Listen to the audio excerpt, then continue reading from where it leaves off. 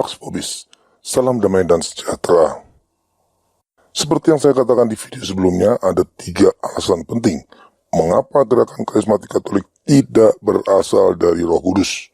Pertama, karunia bahasa roh yang menjadi ciri khas gerakan karismatik sudah berhenti sejak belasan abad yang lalu.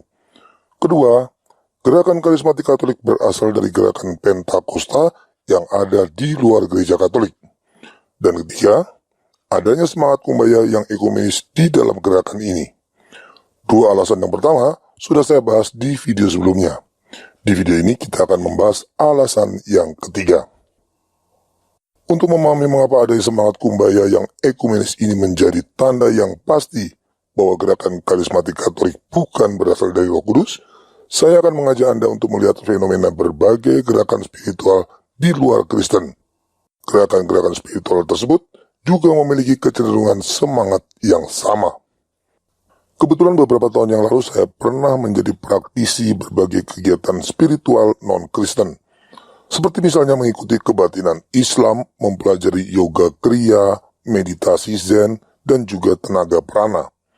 Jadi pada video kali ini saya tidak hanya membahas masalah ini berdasarkan teori, literatur, dan logika akal sehat, tapi juga berdasarkan pengalaman langsung. Umumnya kegiatan spiritual tersebut memiliki 3 hal ini. 1. Latihan fisik, latihan mental, dan mati raga.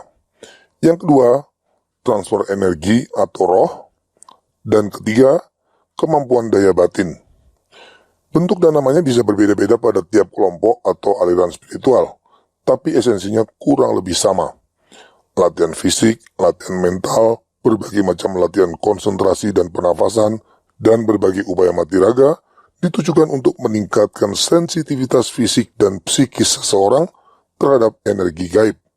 Bentuknya macam-macam, mulai dari berbagai gerakan yoga, gerakan tai chi, latihan qigong, bermacam-macam jenis puasa, pantang makanan tertentu, tidak tidur selama berhari-hari, dan lain-lain. Biasanya, pengaruh roh atau kekuatan gaib dalam batas tertentu sudah mulai bekerja di tahap ini.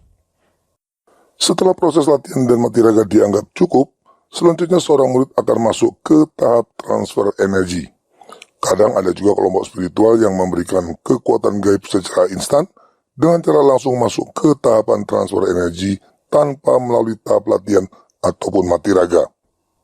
Transfer energi atau roh ini dimaksudkan untuk mengisi tubuh seorang murid dengan kekuatan gaib tertentu melalui perantaraan seorang guru. Tata cara dan namanya bisa bermacam-macam, tapi intinya sama. Kalau di yoga, disebut aktivasi cakra. Kalau di kebatinan Islam, disebut pembukaan batin atau pengisian gaib dan sebagainya. Setelah mendapatkan transfer energi ini, biasanya seorang murid akan memiliki kemampuan spiritual tertentu. Ada yang kebal senjata tajam, memiliki kemampuan bela diri tertentu, memiliki tenaga dalam, punya kemampuan telekinesis yaitu mampu menggerakkan benda-benda dan bahkan juga orang lain tanpa menyentuh, mampu melihat hal-hal gaib, mampu mendengarkan suara gaib, rohnya dapat keluar dari tubuh atau out of body experience, dan banyak lagi. Dari sini kita bisa melihat bahwa gerakan karismatik Katolik juga memiliki pola yang kurang lebih sama. Ada latihan bahasa roh, ada proses transfer energi dalam bentuk penumpangan tangan atau baptisan roh, dan ada kemampuan spiritual seperti berbahasa roh atau kemampuan rohani lainnya. Kesamaan-kesamaan itu bahkan juga termasuk bagian kerasukan setannya.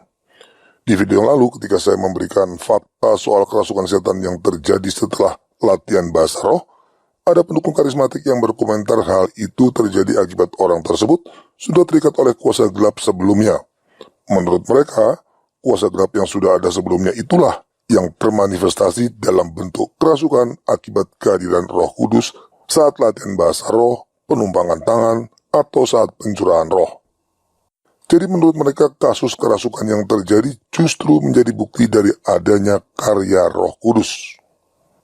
Nah, hal seperti itu pun juga sering terjadi pada kegiatan spiritual non-Kristen. Misalnya saja di kebatinan Islam yang saya ikuti.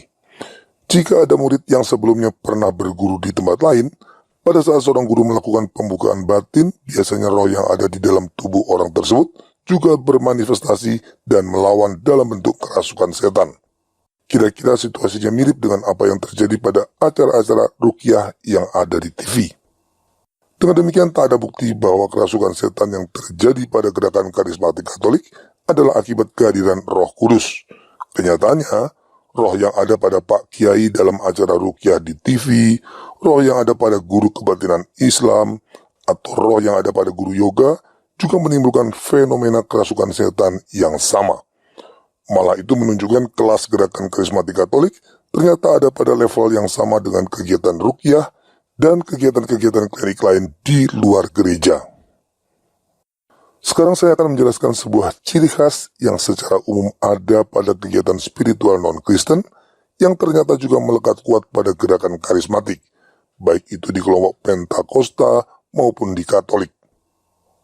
Ada sebuah mentalitas khas dalam kelompok tersebut yang saya sebut sebagai mentalitas gnostik. Dalam gagasan pemikiran para pengikut kegiatan spiritual, secara umum semua agama menurut cara penghayatannya dapat dibagi menjadi dua, eksoterik dan esoterik. Eksoterik adalah cara pemahaman keagamaan pada tingkat luar. Pemahaman eksoterik biasanya diwarnai dengan ritual-ritual, kewajiban-kewajiban agama, dan berbagai pemahaman yang bersifat dogmatis. Menurut mereka, perbedaan semua agama pada umumnya terletak pada tataran eksoteris ini. Sementara pada tingkatan esoteris, menurut mereka pemahaman keagamaan sudah bersifat rohani dan mendalam. Sekali lagi, itu asumsi mereka.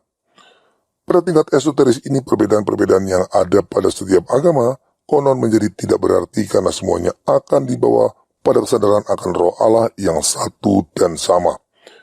Disinilah pada umumnya para pengikut kegiatan spiritual termasuk gerakan karismatik merasa memiliki pemahaman agama secara esoterik yang lebih baik ketimbang orang-orang yang menghayati agama secara eksoterik. Inilah mentalitas gnostik yang saya maksud. Sebenarnya itu adalah ilusi penyesatan yang sama sekali tidak disadari banyak orang yang mengikuti kegiatan spiritual, termasuk para pendukung karismatik. Gagasan bahwa perbedaan agama hanya ada pada tingkat eksoterik dan tidak ada lagi pada tingkat esoterik ini membuat mereka terjebak pada semangat kumbaya yang cenderung mengabaikan semua perbedaan, bahkan termasuk juga perbedaan doktrin. Sedikit atau banyak, semangat kumbaya itu pasti ada di semua pengikut kegiatan spiritual, termasuk juga di antara para pendukung gerakan karismatik Katolik. Sebenarnya mereka bukannya tidak tahu adanya perbedaan. Mereka tetap tahu perbedaan memang ada, tapi mereka berusaha keras mengabaikannya karena mereka sudah termakan oleh asumsi sesat mereka sendiri. Mereka beranggapan jika mereka mampu memahami agama dalam roh, maka semua perbedaan yang ada di agama-agama yang berbeda itu sebenarnya tidak ada. Karena mereka tidak ingin digolongkan sebagai orang-orang yang belum dipenuhi roh, maka mereka pun sengaja berusaha mengabaikan perbedaan-perbedaan itu, dan yakin pada suatu saat semuanya akan dipersatukan oleh roh yang satu dan sama. Tanpa sadar mereka sudah menyangkal kebenaran Injil yang mengatakan tidak ada jalan menuju kepada Bapa selain melalui Yesus Kristus. Bagi mereka, semua jalan yang ditunjukkan agama apapun pada tingkat esoterik dapat menuju pada Bapa. Mereka juga yakin bahwa pada tingkat esoterik ini agama tidak lagi dipahami dengan akal, tapi sudah dipahami secara rohani yang mengatasi keterbatasan akal. Ini sebenarnya penipuan iblis yang sangat cantik. Tanpa sadar mereka masuk pada perangkap iblis yang mendorong mereka untuk meminggirkan akal sehat dalam beragama. Maka ciri khas berikut ini ada pada semua pengikut kegiatan spiritual, termasuk pengikut gerakan karismatik, yaitu akal sehat mereka tidak berfungsi dengan baik. Logika mereka mendadak menjadi tumpul kalau berbicara soal agama. Hampir sama parahnya dengan para kadrun. Bukan karena mereka tidak memilikinya, tapi karena mereka terus-menerus dipaksa untuk meminggirkannya ketika berbicara masalah agama. Pertanyaan kritisnya, roh apakah yang mendorong orang untuk mengabaikan perbedaan doktrin agama? Roh apakah yang membuat orang percaya Katolik dan Protestan itu dipersatukan oleh roh yang sama? Roh apakah yang membuat orang percaya Allah Tritunggal sebenarnya sama dengan Allah yang menyangkal ketuhanan Yesus? roh apakah yang mengajak orang untuk memahami agama secara rohani dengan meninggalkan akal sehat? Jawabannya jelas. Itulah roh bapa segala dusta. Dengan dipikirkannya akal sehat dalam beragama, maka semua rencana bapa segala dusta untuk menyesatkan manusia dapat berjalan dengan baik tanpa hambatan. Maka tidak perlu heran jika ada seorang paus yang mencium Quran tanpa rasa bersalah. Hierarki Gereja Katolik membuat kegiatan doa bersama semua agama, dan yang terbaru, hierarki Gereja Katolik menghormati berhala pacamama di dalam Basilika Santo Petrus. Semangat ekumenis yang sengaja meminggirkan akal sehat adalah penyebab itu semua bisa terjadi di Gereja Katolik.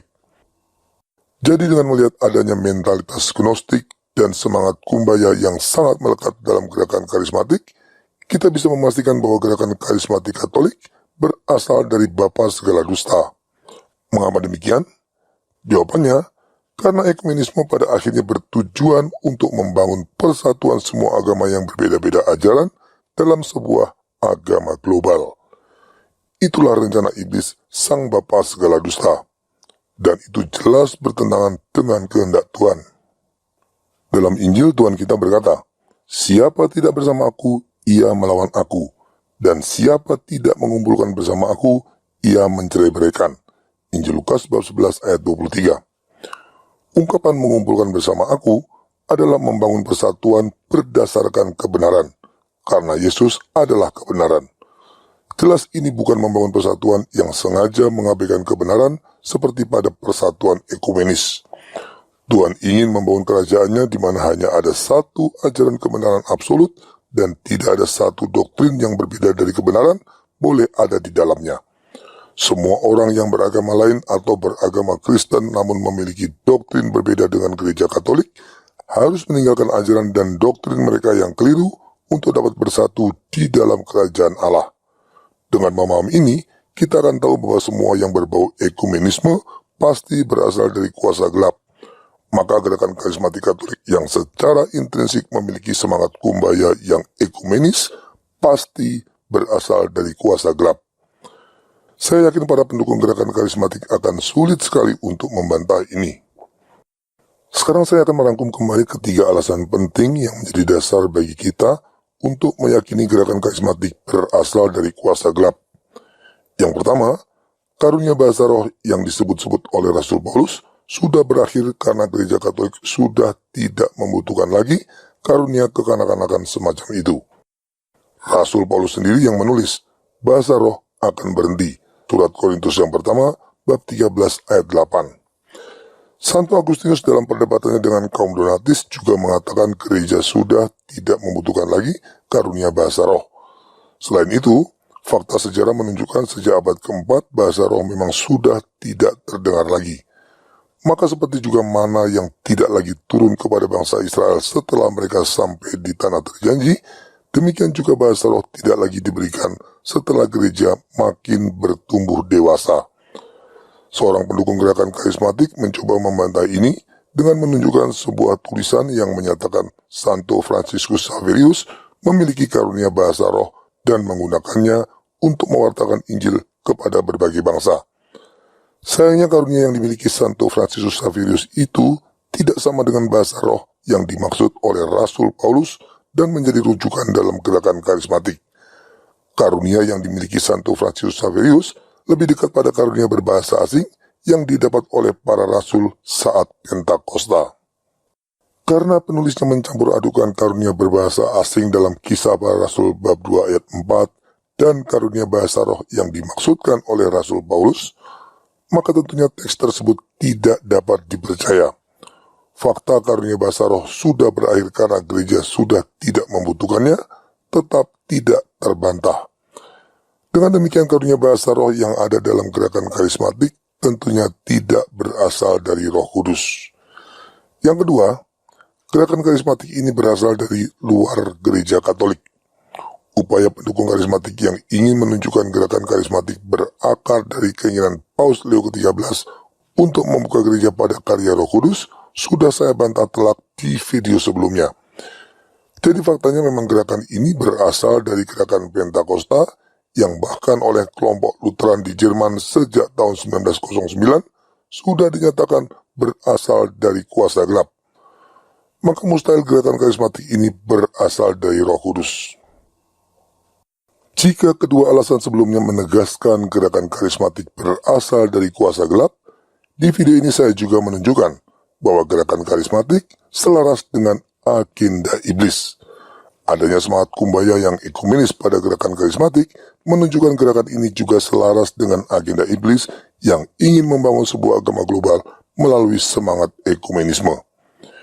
Jika awalnya sudah terbukti berasal dari kuasa gelap dan tujuannya juga sejalan dengan agenda iblis, masih layakkah gerakan karismatik terus dibiarkan menyesatkan banyak orang dengan alasan buah-buahnya yang baik?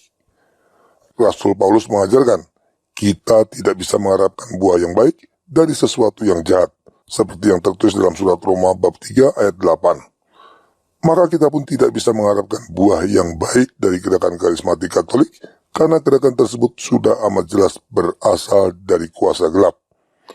Terkecuali, para pendukung gerakan karismatik bisa membantah 3 alasan yang saya sampaikan tadi seluruhnya. Terima kasih atas perhatian Anda. Viva Cristo Rei.